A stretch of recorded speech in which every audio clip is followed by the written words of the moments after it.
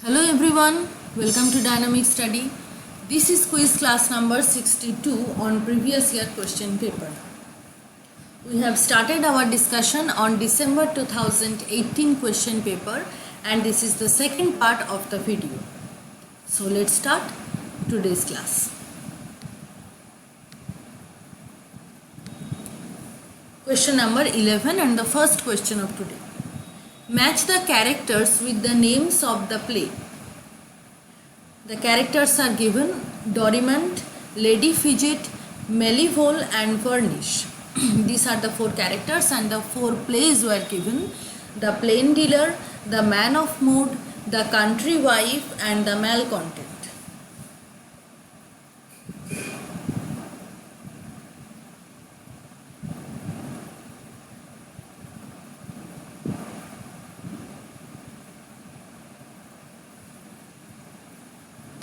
So the answer is Dorimant is correctly matched with The Man of Mood, and Lady Fidget is the character in The Country Wife. Mellivole is a character in The Malcontent, and Varnish is correctly matched with The Plain Dealer. Okay. So next question. What comes after great pain in Emily Dickinson's poem? Option 1, the letting go. Option 2, a concrete simplicity. Option 3, substantial light. And option 4, a formal feeling.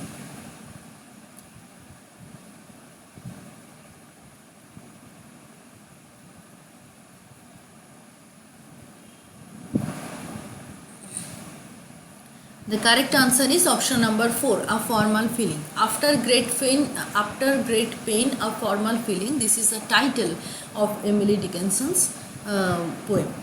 Okay. Next question. There is a quotation: the game that is being played there is a game of social class. It has nothing to do with the morality of writing, speaking and thinking clearly, of which Orwell, for instance, talked so well. Now, which essay of Orwell is referred to here? Option 1, Inside the Whale. Option 2, Politics and English Language. Option 3, Reflections on Gandhi. And option 4, Why I Write.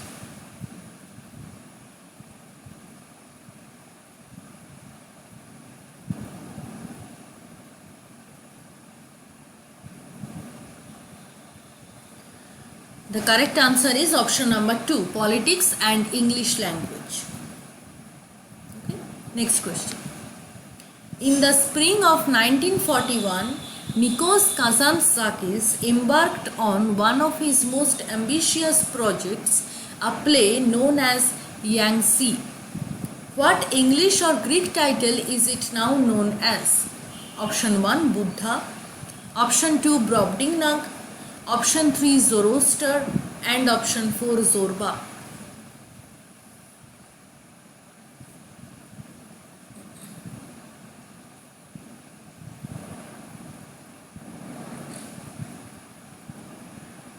The correct answer is option number 1, Buddha. The English title is Buddha. Next.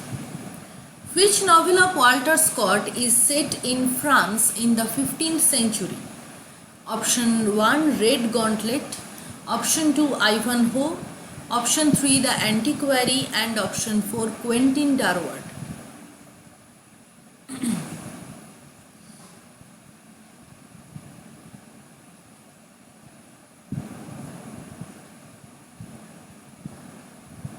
The correct option is option number 4, Quentin Durward. It is also a historical novel of Scott published in 1823 and it is a part of Waverley novel series. This novel is about a Scottish archer in the service of King Louis XI. And it was set in France. Okay. Next. Milton was a true poet and of devil's party without knowing it. The most famous quotation, I hope you all know the answer. In which work does Blake say so? Option 1, London. Option 2, Songs of Innocence. Option 3, the marriage of heaven and hell. And option 4, the chimney sweeper. Blake has made this comment regarding Paradise Lost. So in which work does Blake make this comment?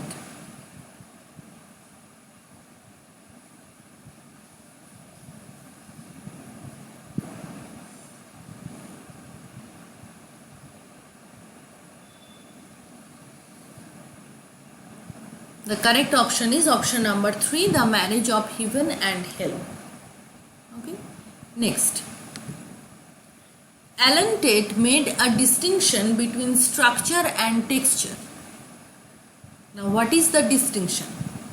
Option 1, structure is the main line of a narrative and texture is the rhetorical or stylistic devices. Option 2, structure is the devices employed to enlighten objects and texture refers to the materials in a narrative, the objects and materials themselves. Option 3, structure means objects and materials on which a narrative casts light and texture refers to the devices employed to entertain them. And the last option is structure is the rhetorical devices and texture refers to the main line of the narrative, which is the correct definition or the correct distinction between structure and texture.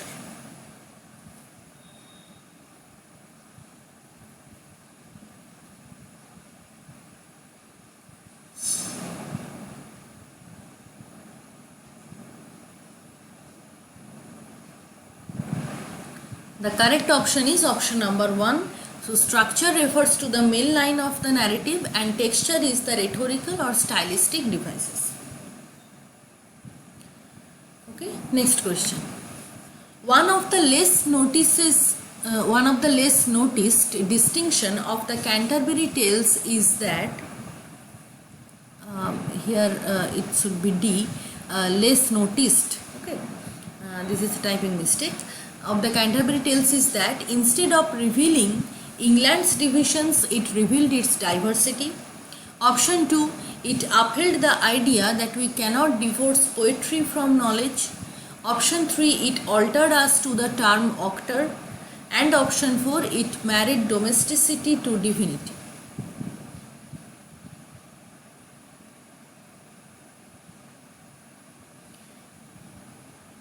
The correct option is option number 1.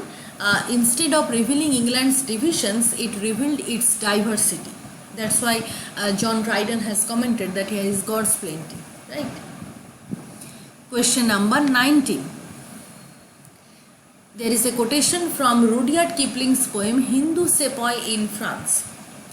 The quotation is, "This man in his own country prayed we know not what powers. We pray them to reward him for his bravery in ours." Now in these two lines, what do the term powers, them and ours refer to? Option 1, Hindus, French and British. Option 2, divine powers and our country. Option 3, military, Hindu sepoys and powers. And option 4, authorities, his compatriots and our country.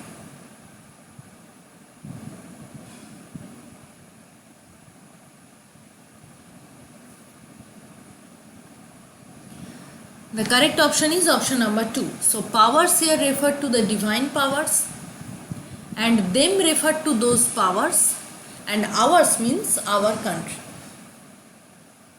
Okay. The last question of today is, which theme is not common in Cavalier poets? Option 1, loyalty to the king.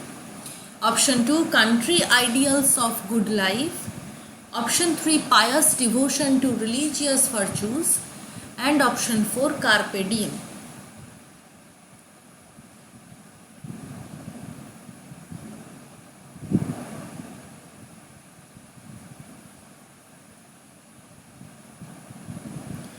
The correct answer is option number 3, pious devotion to religious virtues. This is not a common theme in the writings of Cavalier poets. Okay. So here our today's quiz class ends. Thank you very much. Keep on watching Dynamic Study. Keep on learning. Please like this video, share this video with your friends, and also don't forget to share your views in the comment section. We will meet very soon in our next class. Have a nice day. Bye bye.